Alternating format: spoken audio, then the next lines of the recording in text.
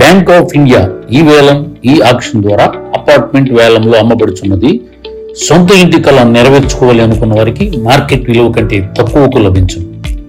Saatvi residency flat number 502 4వ floor 2 BHK జయంతి నగర్ 1వ line తారక Ramarao Nagar road Guntur 1075 చదరపు అడుగుల విస్తీర్ణంలో కల అపార్ట్మెంట్ అమ్మబడుచుంది. బ్యాంక్ రిజర్వ్ ధర 34,42,000. వేలంలో పాల్గొనేవారు ముందుగా 3,44,200 రూపాయలు డిపాజిట్ చెల్లించి వేలంలో పాల్గొనవాలి. బిడ్ పెంపుదల 10,000 రూపాయలు. వేలం తేదీ 9/9/2025. సమయం ఉదయం 11 గంటల నుండి సాయంత్రం 5 గంటల వరకు. అపార్ట్మెంట్ లో ఫ్లాట్ తనిఖీ చేసుకోదలిచిన వారు నేరుగా Guntur bank of India Brodipet branch నందు సంప్రదించగలరు. Bank of Baroda main branch Guntur వారు ఈ వేలం ద్వారా ఆస్తి అమ్మకపు ప్రకటన ఇస్తున్నారు. ఆసక్తి కలవారు గమనించగలరు. ఈ వేలంలో ఉన్న ఆస్తి వివరాలు ఈ విధంగా ఉన్నాయి. గుంటూరు జిల్లా నల్లపాడు పరిధిలో సర్వే నంబర్ 606లోని 3 ఎకరముల 49 సెంట్లలో శ్రీలక్ష్మి కాటన్ ట్రేడర్స్ మరియు శ్రీ వెంకటేశ్వర ఎంటర్ప్రైజెస్ కి చెందిన ఇండస్ట్రియల్ భూమి మరియు భవనములు అమ్మకమునకు కలవు. రిజర్వు ధర 12,20,20,245 రూపాయలు. ధరావత్తు 1,20,52,024 రూపాయలు. బిడ్ పెంపుదల 20,000 రూపాయలు. ఆసక్తి కలవారు ఈ ఆస్తిని సెప్టెంబర్ 6వ తేదీ 2025 ఉదయం 11 గంటల నుంచి సాయంత్రం 6 గంటల లోపు తనిఖీ చేసుకోవచ్చును. ఈ వేలం సెప్టెంబర్ 9, 2025 మధ్యాహ్నం 2 గంటల నుండి సాయంత్రం 6 గంటల వరకు జరుగును. పూర్తి వివరాలకి సంప్రదించండి. Bank of Baroda main branch Guntur. Cell number 8975139906.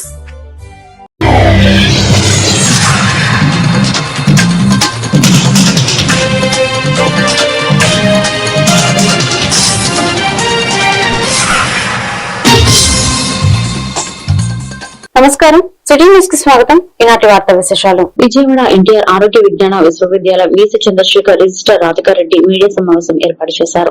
ఈ సందర్భంగా వారు మాట్లాడుతూ 27-28 వార్షిక స్నాతకోత్సవ వేడుకలు 9న తుమ్మలపల్లి కళాక్షేత్రంలో జరగనున్నాయని, గవర్నర్ అబ్దుల్ నజీర్ అధ్యక్షతన స్నాతకోత్సవం జరగనుందన్నారు. 120 మంది విద్యార్థులకు 156 బంగారు, వెండి పథకాలు క్యాష్ ప్రైజెస్ అందించనున్నామని, 115 గోల్డ్, 41 సిల్వర్, 38 మందికి క్యాష్ ప్రైజెస్ ఇవ్వనున్నామన్నారు. న్యూఢిల్లీకి చెందిన national heart institute CEO doctor OP Yadav కు డాక్టర్ ఆఫ్ సైన్సెస్ గౌరవ డిగ్రీ అందించనున్నామని, పీహెచ్డీ చేసిన 5గురికి, సూపర్ స్పెషాలిటీలో 1కి డిగ్రీ సర్టిఫికేట్ ప్రదానం. ఈ కార్యక్రమంలో ఎన్టీఆర్ యూనివర్సిటీ సిబ్బంది తదితరులు పాల్గొన్నారు. Doctor NTR university of health sciences Vijayawada. I joined here on 25th April of this year 2025, and particularly we are conducting the convocation 27th and 28th convocation of Dr. NTR University of Health Sciences. So for this, as you know that COVID వలన కొన్ని convocations postponement జరిగింది. Next year కూడా we are having 2 convocations, and from 2027 onwards only single convocation will be there. So for which we are conducting the convocation on 9th of September at Tummalapalli Kalakshetram, where our Honorable Chancellor Abdul Nazir is coming. And for this, every year, ప్రతి సంవత్సరం కూడా మనకు ప్రతిష్టాత్మకంగా doctor of science award ఇవ్వడం జరుగుతుంది. And this year ఈ సంవత్సరం మనం 3 పేర్లు మనం పంపించడం జరిగింది. Doctor Narasimhan from AAG, that is very senior most relative physiologist, and doctor PC Rath from renowned cardiologist from Apollo Hospitals, Hyderabad, and also Dr. O.P. Yadav is a renowned cardiac surgeon from New Delhi. He is CEO of the National Heart Institute, New Delhi, and Honorable Governor has selected Dr. O.P. Yadav. O.P. Yadav is a eminent surgeon. అందరికీ నమస్కారం. ఇవాళ మనము ఈ meet అయిన సందర్భంగా 9th September 9th annual convocation of the doctor NTR health university జరగబోతుంది. So ఆ సందర్భంగా మనము ఈ ప్రెస్ రిలీజ్ చేయాలని అనుకున్నాము. సో ఈ కాన్వకేషన్ 2 years కాన్వకేషన్ ఒకేసారి జరుగుతుంది, 27th and 28th. అంటే 2021 బ్యాచ్, ఆ తర్వాత 2022 బ్యాచ్ స్టూడెంట్స్ యొక్క కాన్వకేషన్ని రేపు 9th జరుపుకుంటున్నాం. సో కొన్ని గోల్డ్ మెడల్స్ ఉన్నాయి, సిల్వర్ మెడల్స్ ఉన్నాయి, వాటిల్లో కొన్ని క్యాష్ ప్రైజెస్ కూడా ఉన్నాయి. సో 27th కాన్వకేషన్లో దాదాపుగా 53 స్టూడెంట్స్కి మెడల్స్ వచ్చాయి. వాటిల్లో 72 మెడల్స్ వాళ్ళకి ఇవ్వబోతున్నాం. సో 55 గోల్డ్ మెడల్స్, తర్వాత సిల్వర్ మెడల్స్ ఏమో 17 silver medals, cash prices 18. So 53 students ఇవి అందుకోబోతున్నారు. వాళ్ళందరూ కూడాను వాళ్ళ కన్సెంట్ ఇచ్చారు. అంటే ఇక్కడికి ఫిజికల్గా వాళ్ళు వచ్చి అవి గవర్నర్ గారి చేతుల మీదుగా అందుకోవడానికి వాళ్ళు కన్సెంట్ ఇచ్చారు. తర్వాత 28th కాన్వకేషన్ అంటే 2022 బ్యాచ్ వాళ్ళకి ఇస్తున్న మెడల్స్. ఇందులో 67 స్టూడెంట్స్ ఉన్నారు, వాళ్ళకి 84 మెడల్స్ ఇస్తున్నాము. వాటిలో గోల్డ్ మెడల్స్ 60 ఉన్నాయి, సిల్వర్ మెడల్స్ 24. వినాయక చవితి సందర్భంగా పూజలు అందుకుంటున్న గణనాథుడికి ప్రభుత్వ సెంట్రల్ నియోజకవర్గ శాసనసభ్యులు బొండా ఉమ, తెలుగుదేశం పార్టీ యువ నాయకులు బొండా రవితేజ దర్శించుకుని ప్రత్యేక పూజలు చేశారు. సెంట్రల్ నియోజకవర్గంలోని 63వ డివిజన్ రాజీవ్ నగర్ ఉడా కాలనీ విజయ గణపతి ఉత్సవ కమిటీ ఆధ్వర్యంలో శ్రీ శ్రీ శ్రీ సిద్ధి వినాయక 16వ వార్షికోత్సవ మహోత్సవం సందర్భంగా 10,000 మందికి ఏర్పాటు చేసిన అన్న సంతర్పణ కార్యక్రమం గణేష్ నవరాత్రి ఉత్సవాలు అత్యంత వైభవంగా జరిగాయి. ఈ కార్యక్రమానికి ముఖ్య అతిథులుగా ప్రభుత్వ సెంట్రల్ నియోజకవర్గ శాసనసభ్యులు బొండా ఉమామహేశ్వరరావు, తెలుగుదేశం పార్టీ యువ నాయకులు ప్రముఖ న్యాయవాది బొండా రవితేజ పాల్గొన్నారు.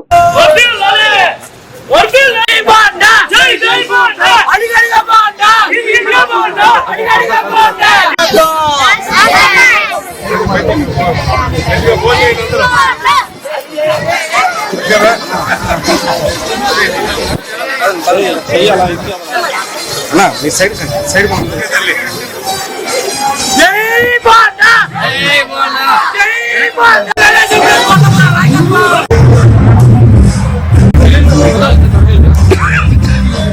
కొంచెం ఇటు చూడండి అన్న, అలా ఇటు చూడండి.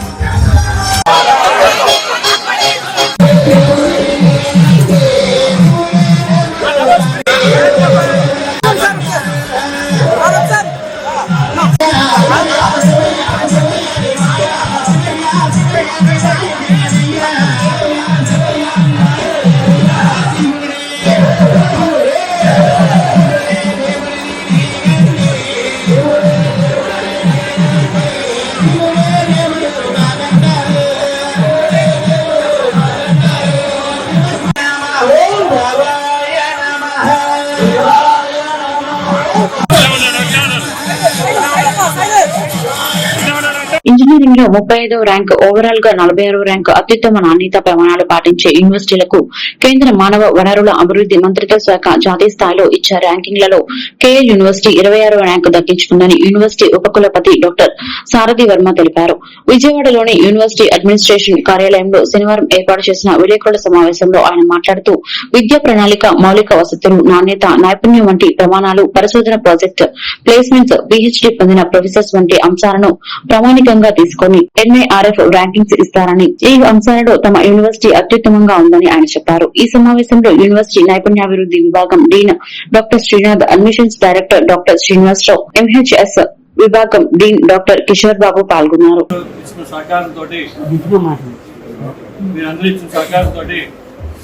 ఈ కేఎల్ యూనివర్సిటీ 46 years of జర్నీలో డిఫరెంట్ మైల్ స్టోన్స్ తీసుకుంటూ ఆల్మోస్ట్ అల్యూమిని ఓల్డ్ స్టూడెంట్స్ అందరూ కూడా డిఫరెంట్ ప్లేసెస్లో వరల్డ్లో ప్రతి ఒక్క ప్లేస్లోనూ మా స్టూడెంట్స్ ఉండి వాళ్ళ వర్క్ ఫోర్స్ని బెస్ట్ అని ప్రూవ్ చేసుకుంటూ ఇవాళ కేఎల్ యూనివర్సిటీకి యూనివర్సిటీ కేటగిరీలో ఆల్ ఇండియా ర్యాంకింగ్లో 26th ర్యాంక్ రావడం, అలాగే ఇంజనీరింగ్లో 35th ర్యాంక్ రావడం, అలాగే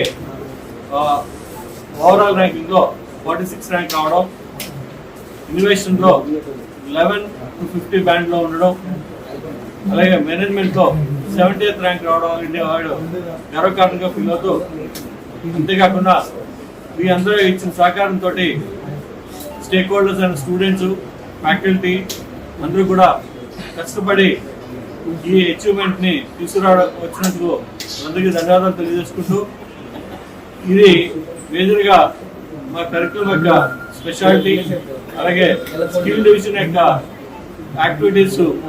2025 ర్యాంక్స్ మన రిలీజ్ చేసింది సెంట్రల్ గవర్నమెంట్. దేశంలో దాదాపు 1400 నుంచి 1400 యూనివర్సిటీస్ ఉన్నాయి. ప్రైవేట్ కానీ, డీమ్డ్ కానీ, సెంట్రల్ కానీ, ఐఐటీస్ కానీ, ఎన్ఐటీస్ కానీ, ఏదన్నా కానీ 1400 యూనివర్సిటీస్లో దేశంలోనే 26వ ర్యాంకు సాధించిన ఒకే ఒక యూనివర్సిటీ కేఎల్ యూనివర్సిటీ. చాలా గర్వంగా చెప్పుకుంటున్నాము. ఎన్ఆర్ఎఫ్ ర్యాంకింగ్లో 26 ర్యాంకు రావడం అనేది మన తెలుగు 2 రాష్ట్రాల్లో మేము మొదటి స్థానంలో ఉన్నాము. ఎందుకంటే ఆంధ్ర విశ్వవిద్యాలయం, ఆంధ్ర యూనివర్సిటీ అది గవర్నమెంట్ యూనివర్సిటీ టాప్లో ఉంది. నెక్స్ట్ కేఎల్ యూనివర్సిటీ ఉంది. తెలంగాణలో సెంట్రల్ యూనివర్సిటీ అది గవర్నమెంట్ యూనివర్సిటీ, నెక్స్ట్ ఉంది కేఎల్ యూనివర్సిటీ. సో ఏపీ, తెలంగాణలో గవర్నమెంట్ కాకుండా ప్రైవేట్ యూనివర్సిటీలు ఏవైతే ఉన్నాయో వాటిల్లో నెంబర్ 1 పొజిషన్లో ఉన్న యూనివర్సిటీ ఈ నిర్ఫ్లో 26వ ర్యాంక్ రావడం, అలాగే మా యొక్క ఇంజనీరింగ్ ఆల్ ఓవర్ ఇండియా 35వ ర్యాంక్ నిలబెట్టుకోవడం, మేనేజ్మెంట్ ఇన్స్టిట్యూషన్స్లో 70వ ర్యాంక్ రావడం అనేది చాలా చాలా హర్షణీయం. ఇది అనేక ప్రశ్నలకి సమాధానం. ఎంతోమందికి, ముఖ్యంగా తల్లిదండ్రులకి, అలాగే విద్యార్థులకి వారికి సందేహాలన్నిటికీ ఇదే సమాధానం. ఎందుకంటే కేఎల్ యూనివర్సిటీ ఎప్పటికీ విజయ ప్రభంజనం సాధిస్తుంది. ప్లేస్మెంట్స్లో కానీ, రీసెర్చ్లో కానీ, లేకపోతే తల్లిదండ్రుల యొక్క ఎక్స్పెక్టేషన్స్ అందుకోవడంలో కానీ, స్టూడెంట్ వెల్ఫేర్ కానీ, సాటిస్ఫాక్షన్ కానీ, క్యాంపస్ లైఫ్ కానీ, అకాడమిక్ ఎక్సలెన్స్ ఏ విషయంలో కూడా కేఎల్ యూనివర్సిటీ ఎటువంటి ర్యాంకింగ్స్లో కేఎల్ యూనివర్సిటీకి 26వ ర్యాంక్ రావడం అనేది గర్వకారణం. టోటల్గా గ్రాడ్యుయేట్ అవుట్కమ్స్ అనేది మా యూనివర్సిటీలో ఒక ప్రామాణికంగా తీసుకుని దాంట్లో గవర్నమెంట్ ఇచ్చిన ర్యాంకింగ్లో 100% మార్క్స్ సాధించిన ఏకైక యూనివర్సిటీ కేఎల్ యూనివర్సిటీ అని తెలియపరుచుకుంటూ, దీనికి రీజన్స్ ఏంటంటే ఎంతమంది విద్యార్థులు మా దగ్గర నుంచి పట్టా తీసుకుంటున్నారు ఈ సంవత్సరంలో, దాన్ని 96% మందికి మేము పట్టాలు ఇచ్చాము టైంకి. దీంతో పాటు వాళ్ళందరికీ కూడా 78% అంటే 4300 మందికి. గుడివాడలో ప్రసిద్ధిగాంచిన శ్రీ భీమేశ్వర స్వామి వారి దేవాలయంలో జరగనున్న శ్రీ దేవి శరన్నవరాత్రుల మహోత్సవాలు ఆహ్వాన పత్రికలను ఎమ్మెల్యే వెనిగళ్ల రాము ఆవిష్కరించారు. మహోత్సవాల ఏర్పాట్లను ఈవో గంధర వేణుగోపాలరావు ఎమ్మెల్యేకు వివరించారు. ఈవో మాట్లాడుతూ ఈ నెల 22వ తేదీ నుండి వార్షిక దసరా మహోత్సవాలు ప్రారంభమై వచ్చే నెల 2వ తారీఖు వరకు దేవాదాయ ధర్మాదాయ శాఖ తరపున జరుగుతాయని, భక్తులందరూ పాల్గొనాలని, దేవస్థానంలో 5 అంతస్తుల రాజగోపురం నిర్మాణం జరుగుతుందని, దాతలు ఎవరైనా ఉంటే సంప్రదించి తగు రసీదు పొందగలరన్నారు.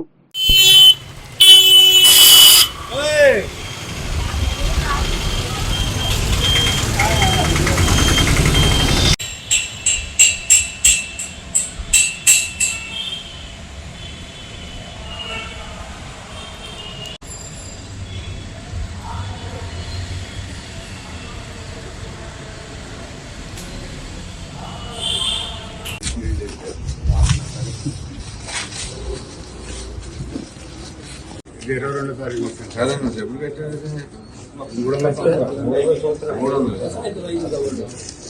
300 అది ఇంక చాలా ఎక్కువ. 85 అంటే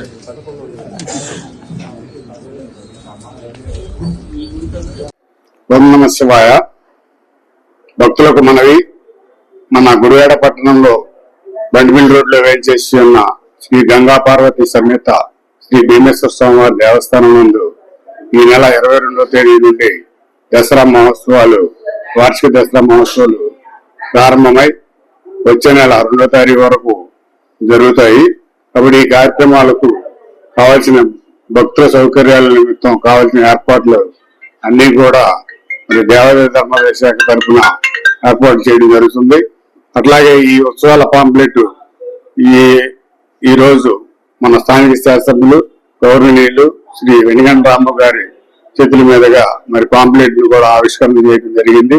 ఈ కార్యక్రమంలో ప్రతి కార్యక్రమంలో కూడా భక్తులందరూ విడిగా పాల్గొనాలంటూ కోరుకుంటూ, అలాగే ఈ దసరా శరన్నవరాత్రి సందర్భంలో ఈ నెల 26వ తేదీన మరి చండీ హోమం కూడా ఏర్పాటు చేయడం జరిగింది. ఈ చండీ హోమం కార్యక్రమంలో కూడా మరి అధికంగా భక్తులు పాల్గొనాలని చెప్పి కోరుకుంటూ మరి ఈ ఉత్సవ కార్యక్రమాలన్నింటిలో కూడా మరి కావాల్సిన ఏర్పాట్లన్నీ కూడా సాంస్కృతిక కార్యక్రమాలు కానీ, మంచినీటి వసతి కానీ, క్యూ లైన్ల వసతి కానీ అన్ని ఏర్పాట్లు కూడా సకల సౌకర్యాలు దేవాదాయ ధర్మాదాయ శాఖ తరఫున ఏర్పాటు చేస్తూ స్థానిక శాసనసభ్యులు వారి యొక్క సూచనల మేరకు ఈ కార్యక్రమాలన్నీ కూడా జరిపించడం జరుగుతుంది. అలాగే మన భీమేశ్వర స్వామి దేవాలయంలో మరి భక్తుల సౌకర్యార్థం 5 అంతస్తుల రాజగోపురం కూడా ఏర్పాటు చేయడం భక్తుల విరాళాలతో ఏర్పాటు చేయడం జరుగుతుంది. ఈ కార్యక్రమం కూడా విరివిగా మరి విరాళాలు ఇచ్చి సహాయ సహకారాలు భక్తులు అందించాలని చెప్పి కోరుకుంటూ, అలాగే పలు అభివృద్ధి కార్యక్రమాలు కూడా ఉన్నాయి. ఈ దేవాలయంలో గోశాల ఏర్పాటు కూడా చేయడం జరుగుతుంది. కాబట్టి ఈ కార్యక్రమానికి కూడా భక్తులు విరివిగా మరి విరాళాలు ఇచ్చి మరి సహకరించవలసిందిగా దేవాదాయ ధర్మాదాయ శాఖ తరఫున దేవస్థాన కార్యనిర్వహణాధికారిగా కోరుచున్నాను. కావున ప్రతి ఒక్కరూ కూడా ఈ సద్వినియోగం కూడా వినియోగించుకోవాలని చెప్పి కోరుకుంటున్నాం. Thank you. కృష్ణా జిల్లా గుడివాడ మెయిన్ రోడ్ లో వెంచేసి ఉన్న శ్రీ విఘ్నేశ్వర స్వామి వారి దేవస్థానంలో అత్యంత వైభవంగా శరన్నవరాత్రి ఉత్సవాలు ముగిసినందున ఈ రోజు స్వామివారి లడ్డూలు దేవస్థానం చైర్మన్ సాయన రాజేష్, ఈవో వాసు మరియు ధర్మకర్తల మండలి సభ్యులు భక్తుల మధ్య వేలంపాట నిర్వహించారు. మొత్తం 46,700 రూపాయలకు భక్తుల లడ్డూను పాడుకున్నారు. వారికి ఈవో చైర్మన్ లడ్డూలను అందజేసి స్వామివారి కృపా కటాక్షములు వారికి ఉండాలని ఆకాంక్షించి శుభాకాంక్షలు తెలియజేశారు.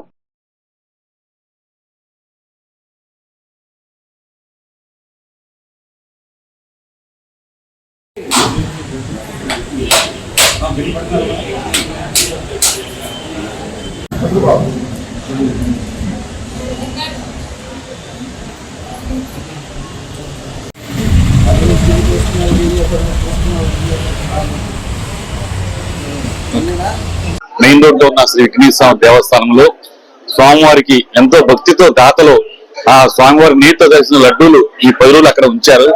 ఆ ఉంచిన సంవత్సరంలో ఆ స్వామివారికి విశేషంగా మంత్రము, పుష్పము, అలాగే వేద మంత్రాలతో కూడా సన్నాంబేళంతో పూజ కార్యక్రమాలు చేశారు. ఆ లడ్డూలను ఈ రోజు మా చైర్మన్ గారు, ధర్మకర్తలు భక్తుల సమక్షంలో బహిరంగ వేలం పాటు పెట్టారు. పెట్టిన సందర్భంగా కొంతమంది దాతలు అందరూ చక్కగా పాటలో పాల్గొన్నారు. వారికి మా దేవస్థానం తరపున అందరికీ నమస్కారాలు తెలియజేసుకుంటూ ఓం నమో విఘ్నేశ్వరాయ నమః. అందరికీ నమస్కారం. ముందుగా ఇక్కడికి ఇచ్చేసినటువంటి పాత్రికేయ మిత్రులకు, అట్లాగే పట్టణంలోని ప్రముఖులకు, అట్లాగే ఈ లడ్డు పాటలను కైవసం చేసుకున్న భక్తులకి అందరికీ కూడా నా నమస్కారాలు తెలియజేస్తున్నాను. ఓం శ్రీ విఘ్నేశ్వరాయ నమః. శ్రీ విఘ్నేశ్వర స్వామి వారి దేవాలయం, మెయిన్ రోడ్, గుడివాడ.